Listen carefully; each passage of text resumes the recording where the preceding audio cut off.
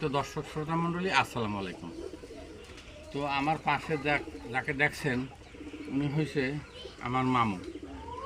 আমার মামু আনুমানিক আমার সাথে কমপক্ষে 10 বছরের সিনিয়র। তো আমার 66 বছর বয়স হলে মামু 76 বছর বয়স। মামু কবুতরের এমন ভক্ত, ওই যে দেখেন কবুতর, এই যে এটা আমার ছেলের কবুতর। মানে কিন্তু মামু তার বাড়ি আমার এখান থেকে আধা কিলো দক্ষিণে। তো মামুর তো আপনার কবুতর বাড়িতে আছে। তারপর মামু জালকাটি গুয়চিত্রা বাজারে মামুর একটা দোকান আছে, চার দোকান। সেই দোকানের পিছনেও মামুর কৈতরা।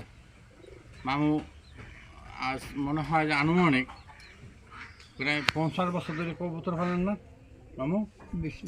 হ্যাঁ বেশি, 60, প্রায় 60 বছর ধরে কবুতর পালে। তো কবুতরের আয় ব্যয় কীরকম মামু যদি আমার দর্শকের একটু বলতেন। কবুতর আমার দর্শক ভালো ভালো ভালো ভালো।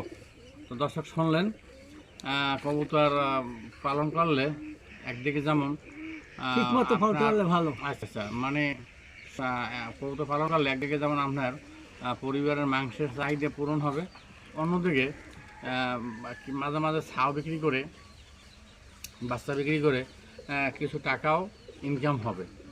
তো কবুতরে তেমন একটা খরচ নাই। হ্যাঁ, মোটামুটি সারাদিনে 50, 60, 70 গ্রাম খাওয়া না হইলেই কবুতর পালন করা সম্ভব। তো আর এই যে দেখেন আপনার ঘরের পাশে এরকম চাইলে সামান্য এই যে সানসেটের নিচে এরকম কাঠের বাস্ক তৈরি করিয়া আপনারা কবুতর পালন করতে পারেন। তো সকলে ভালো থাকবেন, সুস্থ থাকবেন, নিরাপদে থাকবেন। যদি আমার ভিডিওটি ভালো লেগে থাকে তাহলে অবশ্যই ভিডিওটাকে শেয়ার করে দেবেন, আর লাইক দেবেন, গঠনমূলক কমেন্টস করবেন।